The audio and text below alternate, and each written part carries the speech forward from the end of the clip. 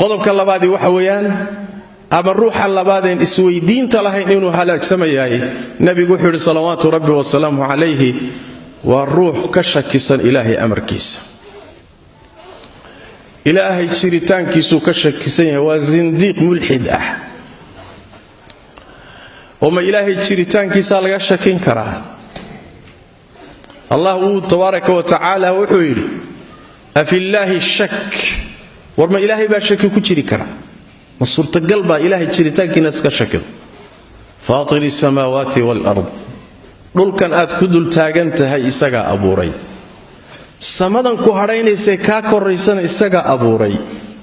الله abuuraha taagay oo samada abuuray oo dhulkan fidiyay oo badahan sameeyay oo adiga laftaada sidan isu ka saaro ku rakibay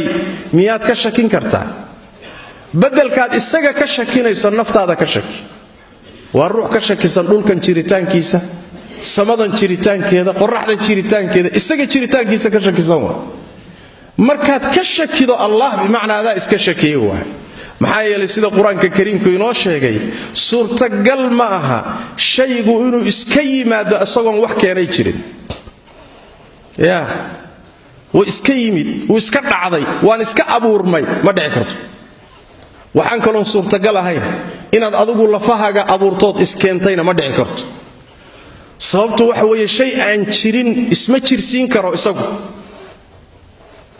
waxaa soo haray markii kaliyeeta in uu jiro cid jirsiisay oo abuurtay makhluuqaadkan oo keentay yay tahay Allah tabaaraka wa ta'ala yaa kale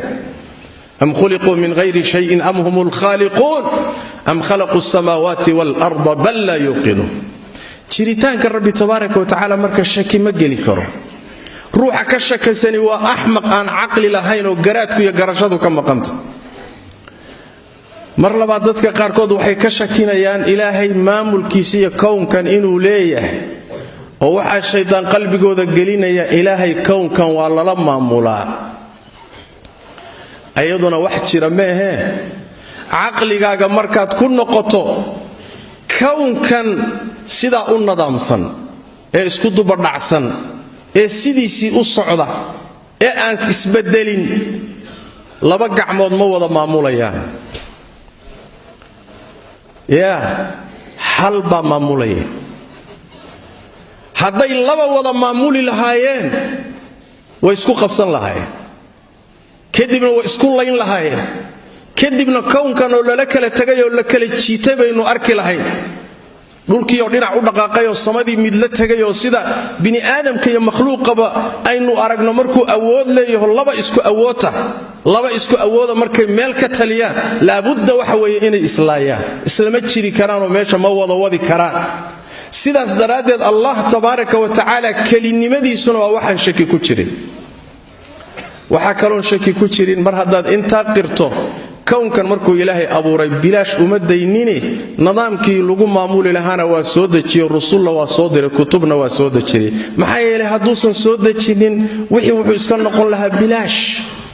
marka seebaad ilaahay arrinkiisa uga shakin kartaa amarka alle kiisa kawniga iyo kiisa sharciga wax laga shakiya ma warku ku sheega waa run